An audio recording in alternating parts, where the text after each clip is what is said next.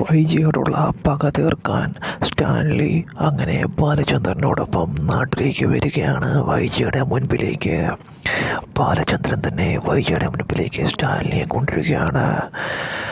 വൈജ കാരണം തൻ്റെ ജീവിതം നശിച്ചു, അതിന് പ്രതികാരം വീട്ടാനും അതുപോലെ തന്നെ സ്വന്തം മകളായ അലീനെ കാണാനും അങ്ങനെ സ്റ്റാൻലി എത്തുകയാണ്. ബാലചന്ദ്രൻ നിർദ്ദേശപ്രകാരം ബാലചന്ദ്രനോടൊപ്പം ബാലചന്ദ്രൻ കൂട്ടിക്കൊണ്ടുവരുന്നു. സ്റ്റാൻലിയെ കണ്ട് പേടിച്ചു പോവുകയാണ്. അങ്ങനെ വൈജയന്തി അതും ബാലചന്ദ്രനോടൊപ്പം തൻ്റെ പൂർവ്വകാല കാര്യങ്ങളെല്ലാം ബാലചന്ദ്രൻ മനസ്സിലാക്കിയിരുന്നുവെന്നും അങ്ങനെ സ്റ്റാൻലിയെ കൂട്ടിക്കൊണ്ടുവന്നത് അതിനാണെന്നും വൈജിക്ക് മനസ്സിലാവുകയാണ്.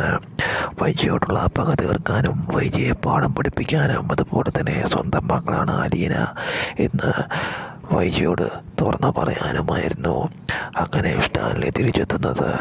സ്റ്റാൻലിയെ കണ്ട് പേടിച്ച് വിറച്ചു പോവുകയാണ് വൈജ. എന്തായാലും